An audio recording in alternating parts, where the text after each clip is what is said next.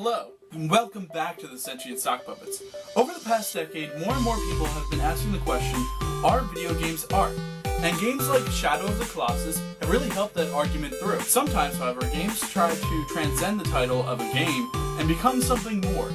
Games like Journey, that people would categorize as more of an experience than a video game. Or games like Proteus. I don't really have anything to show for that because you can only download it, but that's not really important. The game was released early 2013 on PC, and later the same year on PlayStation 3 and Vita. Development of the game started in 2008 by a man named Ed Kitty, a game designer at Curve Studio. The project gained David Kunaga in 2010. The goal was to create a non-violent, non-traditional game, and thus Proteus was born. So let's break this game down and see the score that I think that this game deserves. The story of the game is simple. There isn't one. Since the game was made to be an experience of the senses and not feature a story, I won't try to rate this category. So, no contest. The gameplay of this is hard to rate. The game has very few inputs, only using the two thumbsticks, the X button to sit down, the R1 button to take a snapshot, and the circle button to go back to the home screen at any point. I can't help but want maybe an interaction button to pick something up or something along those lines. Other than that, the movement feels a little sluggish, and I have to hold the sticks for a long time in order to move. Both of these things feel intended though, and it does add to the experience. The game is slow-paced, and you don't have to worry about complicated controls. It's the perfect game to relax with before bed or maybe after a rough day at work. I'll give it an 8 out of 10. I like what it did, but sometimes I just wanted to do more with the world than just observe it. Speaking of observing the world, how does the world look? Well, see for yourself. The colors are vibrant, and they stand out from each other. Everything is very blocky and has ragged edges, but I think it adds to the charm of the game.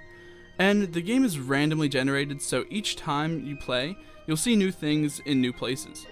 There's always a lot to look at, whether it's animals, the varying landscapes, or the different colors and things like trees or grass. I like the retro aesthetic in this 3D world. I would like to see more games embrace it as well as this one does. I think this game deserves a 10 out of 10 for visuals. This game has so much beauty all over, from sunrises to the wind blowing in the trees or just watching the waves in the ocean. If you play this game, I highly recommend using the sit feature so you can just take in the gorgeous visuals. However, where this game shines is its soundtrack.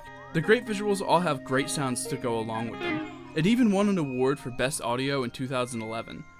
Everything has a sound to go with it: birds, rain, rocks, everything. And it all adds to the experience. Another 10 out of 10. On PC and PS3, Proteus doesn't really take use of any of the special features, but on the Vita it adds some basic motion controls, and later in the game you can change colors or something like that by touching the screen. I actually will give it points for not using any internet features during gameplay. I feel as though it would break the experience. I'll give it an 8 out of 10.